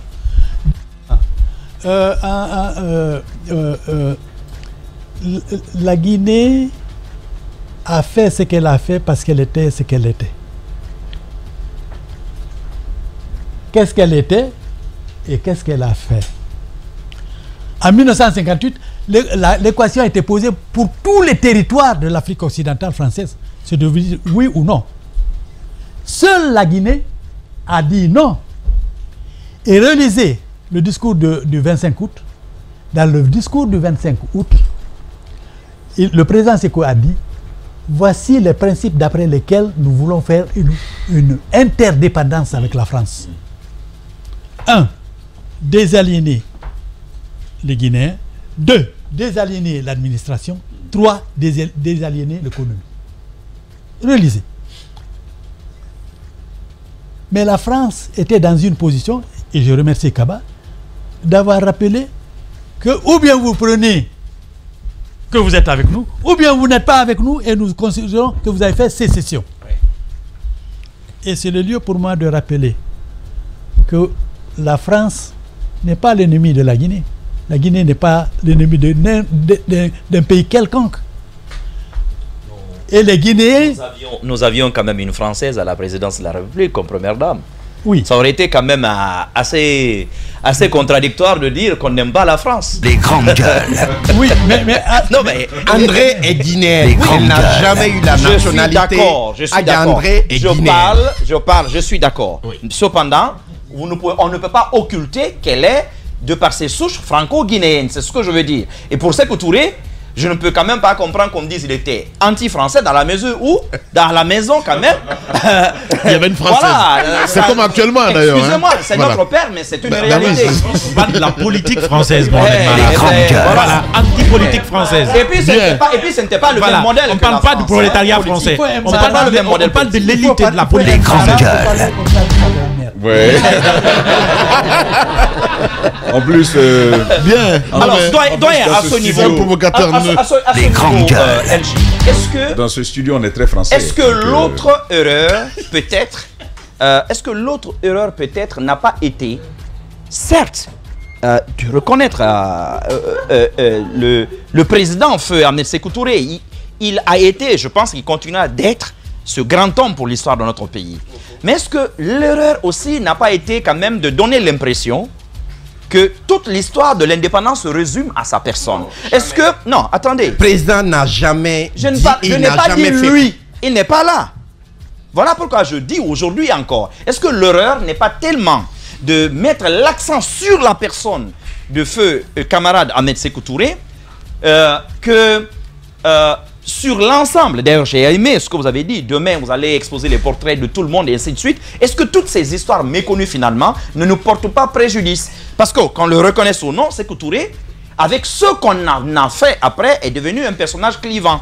Est-ce que ce n'était pas en fait une erreur que de continuer à ne parler que de lui en parlant d'indépendance guinéenne? Oui, on est allé même à dire chef suprême, commandant de la révolution. De la révolution. Je pense que il y a eu des erreurs, sûrement. Ouais. On est tous d'accord. Ouais.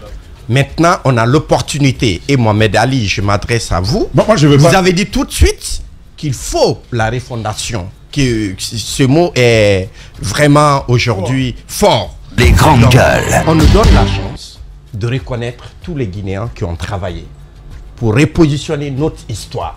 Je pense qu'il faut saisir cette opportunité pour reprendre vraiment les choses en main, mais mieux pour écrire notre histoire, assumer notre histoire, faire en sorte que le pays soit changé. Monsieur Diakité, moi je veux vous féliciter. Oui. Je veux vous féliciter pour ce que vous faites déjà. Parce que grâce à ce petit partage de livres, je découvre en fait que Sékou Touré, c'était quelqu'un qui promeuvait les autres. Ah bien sûr. Même au niveau de l'Assemblée nationale française, à l'époque, lorsqu'il s'agit de représentation, C'est lui qui va dire, mais écoute, moi je vais rester en Guinée, Saïfoulaye Diallo, Swazi. Et puis dans bien d'autres aspects, voilà, vous avez un président comme ça qui mettait les gens en avant. Et un deuxième élément qui a fait de Téli qui a fait de faux débat. Effectivement, les grandes gueules. Faux débat pour lequel d'ailleurs il a essuyé pas mal d'opposition. On se dit non, c'est pas un homme de culture, c'est pas un homme de, quand je dis culture, c'est pas un intellectuel, il n'est pas taillé. Non, il est griot. Il faut le dire. Donc on dit c'est un griot, faut pas l'y mettre. Mais il va quand même tenir et il va vouloir de ce monsieur opposition qu'il va lui confier plus tard. Et ce que je loue, c'est la grande générosité de la dame Adia André Touré. De s'asseoir et de partager, parce qu'au fil de la lecture, on découvre, c'est-à-dire qu'elle nous amène dans une certaine intimité. Exact. De ça. Ça m'amène quand même à aborder le sujet. Pendant qu'on y est, justement. Ça nous amène à aborder le... Moi, c'est le livre. C'est le côté là que j'attendais. Sur le livre de Adia André Touré, je rappelle le titre, c'est « Ma vie auprès d'Ahmed Sékou Touré ». Il va certainement être présenté demain. Et c'est un livre très très intéressant, j'en fais déjà la promotion. Parce que vous allez déjà tout au moins y découvrir deux choses. Premièrement, et ça on l'a dit au début, mais c'est intéressant et il faut y revenir. Le costume dans lequel Sékou Touré, il va dire à De Gaulle, nous préférons la pauvreté dans la liberté, à la richesse dans l'esclavage, c'est un costume qu'il va emprunter à son beau, l'oncle de son épouse. On découvre ça. J'aimerais bien entendre un commentaire autour, mais la deuxième chose que je découvre, c'est que Sékou Touré, après Aminata Touré, après Mohamed Touré et la dame, la bonne dame, elle ne se gêne pas d'expliquer qu'elle avait des difficultés à concevoir, avoir un enfant. Mais avec les amitiés du président en Russie, ça ne date pas de maintenant. Elle va se faire soigner. Et puis, elle aura André. Après André, elle va avoir Mariam. Non, Ami.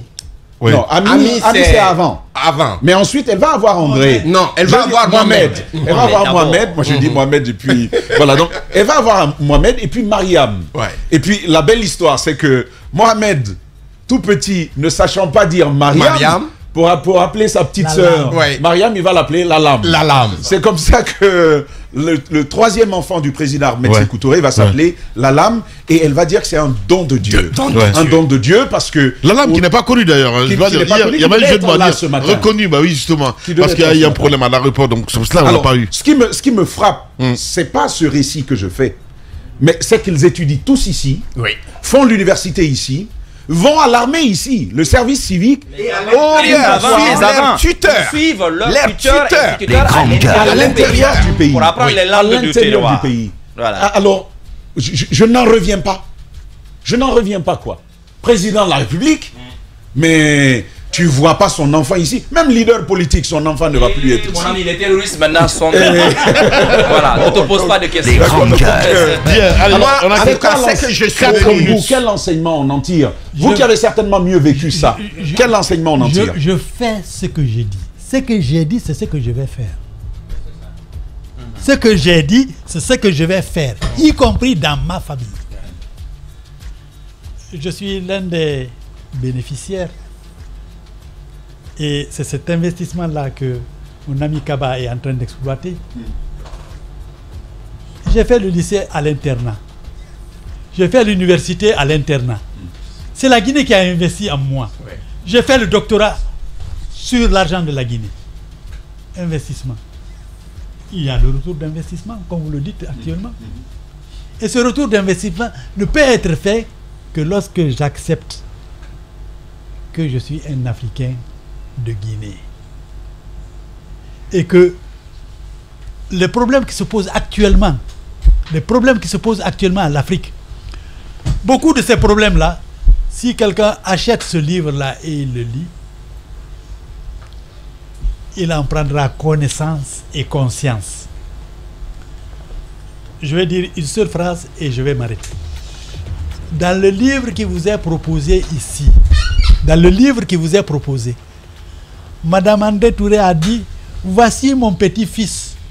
Je monte avec lui dans le train et je traverse ma vie et j'ouvre les pages. Bien. Merci beaucoup. C'est fait un plaisir de vous avoir ce matin dans cette émission Sansi Kaba. Merci beaucoup d'être passé nous voir. Merci. Voilà. Et puis, pour avoir beaucoup plus de détails, ça serait demain. Donc, Sansi nous a dit, évidemment, avec la dédicace de ce livre. Hein, c'est bien ça? La présentation, voilà, c'est ça. Demain, au Case de Bellevue, entre midi et 13h, pour ceux qui veulent venir. Justement. Le livre coûte 300 000 francs. Pour ceux qui veulent l'acheter. C'est disponible partout. Justement. À part ce livre, il y a une centaine de titres sur cette période, belle période de la Guinée, période difficile, période assumée. On n'a pas fait que des livres pour le président Ahmed Sékou Touré ou des livres qui tournent autour des valeurs positives du président Ahmed Sékou Touré. Il y a le livre La vérité du ministre. On a Camboire de Gomez. On a réédité tous les titres utiles. De Portos. Tous ces livres-là qui peuvent aider les jeunes aujourd'hui à consommer, à nourrir leur esprit et à être responsables. C'est dans ça que la Guinée peut se consommer. Merci beaucoup, Sansi. Nous invitons les Guinéens à aller vers la discipline, à aller vers le consensus, le pardon surtout. Le pardon. Le bon sens. C'est très important. Alors, je veux insister sur un mot qui revient quotidiennement quand il y a un débat sur l'histoire de la Guinée. C'est assumer, oui, mais voilà. À la radio. Non, on nous a déclenché, là, même à la radio, c'est parti. Hein. C'est Koloma qui gère tout. C'est pour ça que je te dis d'être poli. C'est dictatorial ici. Bien, là, ça c'est malheureusement. Allez, mesdames et messieurs, merci à vous qui nous rejoignez sur Radio Espace. On revient évidemment à 11h. Sur Suite FM Guinée, tous les soirs, vous avez accès à cette émission, mesdames et messieurs. Merci à vous qui nous rejoignez du côté de Farana. Vous nous écoutez là sur Bambou FM. Gekedou écoute les grandes gueules avec Makona FM, évidemment. Mon cher Obi, on avait des invités avec beaucoup de contradictions. On a écouté aussi l'intervention des auditeurs, un peu confus quand même, un petit peu. Hein. C'est normal, c'est une question de génération. Les invités, j'avoue qu'il n'y avait pas de contradiction. Et on a eu beaucoup d'enseignements avec le doyen. J'estime qu'il y en a plusieurs comme ça. C'est vrai que nous sommes beaucoup focus sur l'histoire de la Première République. C'est la genèse de notre pays, de notre nation. Enfin, pas le pays en tant que tel, mais de notre nation.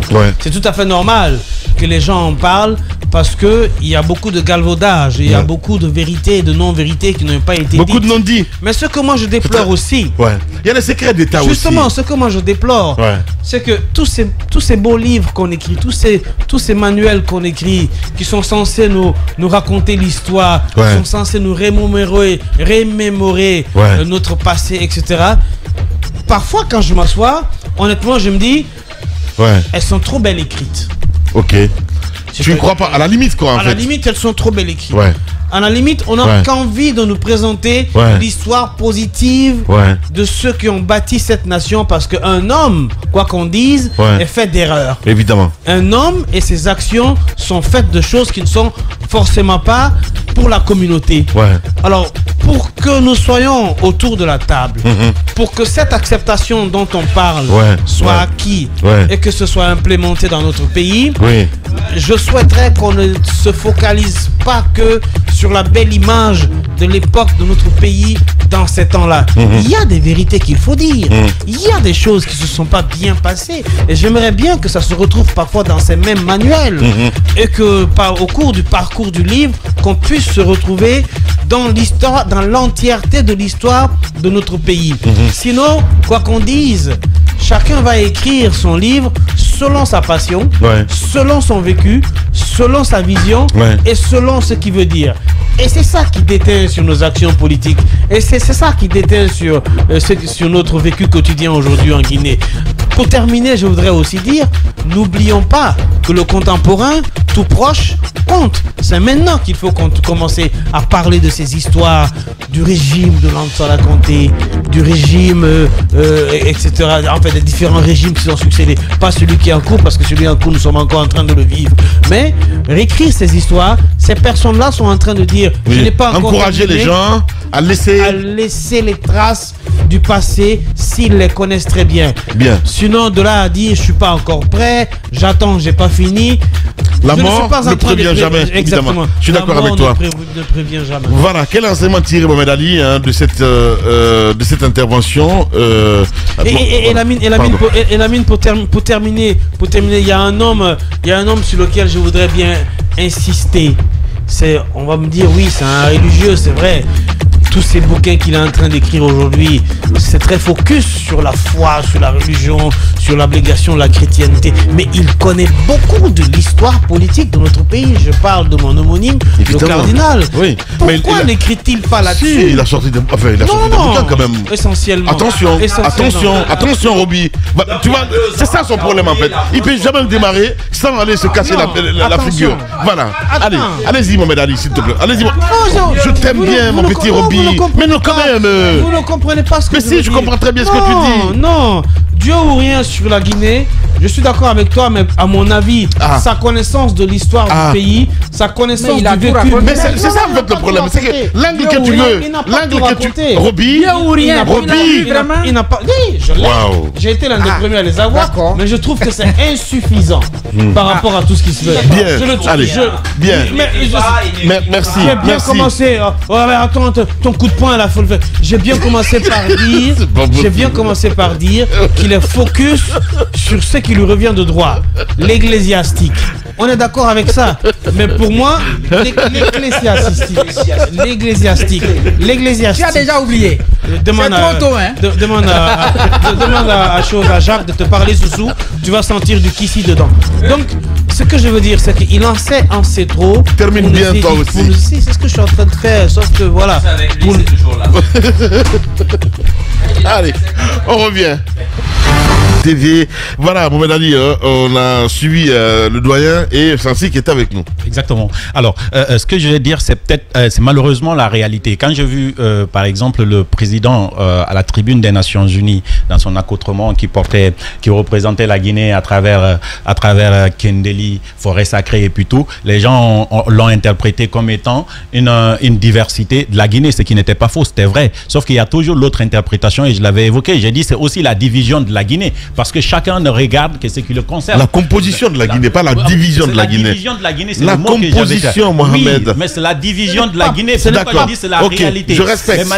Les Malinqués disent, les Malinqués disent, c'est-à-dire quand un ensemble sort, chacun regarde pour lui dedans. Des grandes gueules.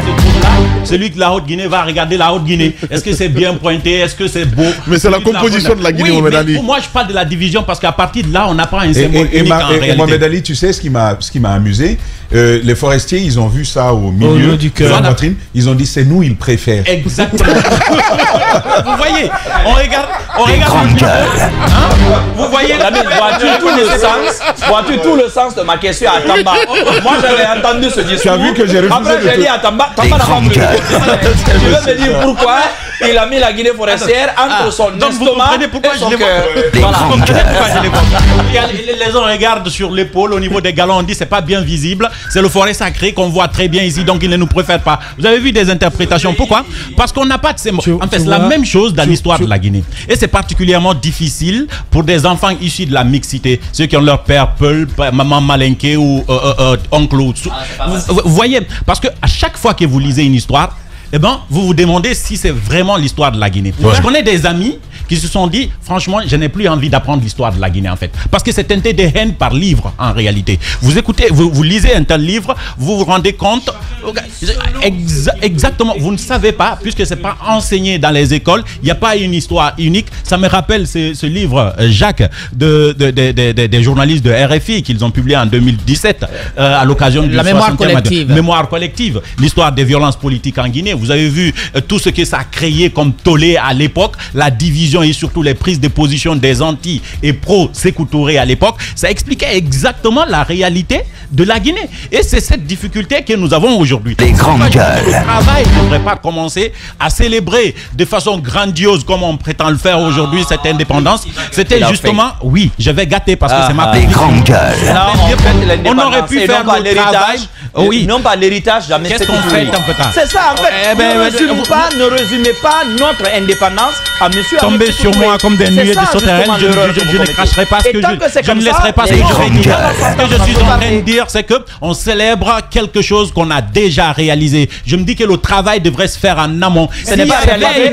L'indépendance n'est pas un acquis. C'est pas. encore une fois, je répète, la fête de l'indépendance est une fête, mais on pouvait fêter de façon sombre, de façon résumée. D'accord, attendez. On n'a pas besoin de faire une grosse fête derrière. On n'a pas besoin de faire une grosse fête derrière. Qu'est-ce qu'on a fait? On a fêté le cinquantenaire. On a fêté le cinquantenaire ici. Tout le monde a dit que c'était les 50 ans d'indépendance et que la Guinée était pionnière. On devrait dévancer les autres. Eh bien, on a fêté ça. Après, on s'est rendu compte qu'il y avait une grosse magouille financière derrière et que ça nous a apporté rien. Que nous, on a oui, tu avais vu le Sénégal, tu avais vu la Côte d'Ivoire, tu avais vu les autres pays. Aujourd'hui, la Côte d'Ivoire, le Sénégal et les autres pays méritent de le célébrer de cette manière-là. Parce que au moins, ça existe. Aujourd'hui, tu prends un... Tu es obligé de traduire dans 4 langues. Pourquoi? Parce que tout simplement, personne n'a envie d'aller. Quand tu veux faire passer un message en Suisse, en Confédération Suisse, je ne parle pas. Je suis en Afrique, je parle de l'Afrique en fait. Nous n'avons pas la même position que la Suisse en fait. Ce n'est pas la même chose en France. Ce n'est pas la même chose au Sénégal. Ce n'est pas la même chose en Côte d'Ivoire. La Suisse, je trouve qu'ici, c'est le symbole de notre division. Nous peinons à nous mettre d'accord sur un seul fait. Nous peinons à nous mettre d'accord sur ce que nous devrons choisir. La seule chose qui nous a été imposée depuis le début, c'est peut-être notre drapeau, même ça aussi, si on avait l'occasion, on aurait ajouté l'éléphant au milieu comme à la fin des années de Sékou Touré. On aurait changé peut-être des couleurs ou des dispositions, mais c'est parce qu'on n'a pas le choix. Tout le monde a vu ici quand on a renommé l'aéroport international Sékou Touré, ce que ça avait créé. Vous voyez que chacun a une prise de position sur chaque acte que la République pose. C'est un problème. Il faut trouver des symboles communs. Et pour cela, il faut y travailler. Même s'il faut en faire une conférence nationale pour en tirer les conclusions. Et puis imposer les conclusions à tout le monde. C'est le travail de la République. Moi, mon problème aujourd'hui, c'est qu'on arrive quand même à mettre tout le monde d'accord sur un fait et que nous puissions ensemble aller sur la même logique. Une fois que ce travail sera démarré, malheureusement, le monsieur, il vient de nous dire, même nos historiens ne sont pas d'accord.